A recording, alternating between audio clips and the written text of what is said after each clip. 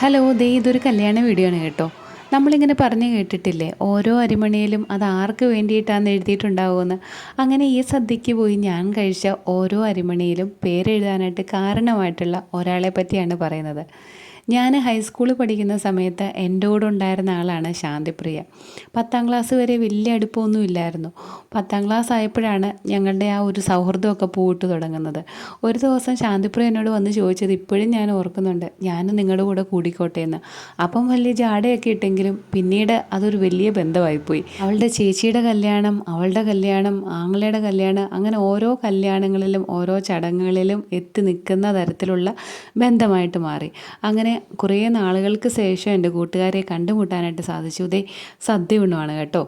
ആദ്യം പരിപ്പ് കൂട്ടിയും പിന്നെ സാമ്പാർ കൂട്ടിയും പിന്നെ 2 തരം പായസവും എല്ലാം കൂട്ടി അടിപൊളിയായിട്ട് സദ്യ കഴിച്ചു. അപ്പോൾ ഇതാണ് എൻ്റെ കൂട്ടുകാരി.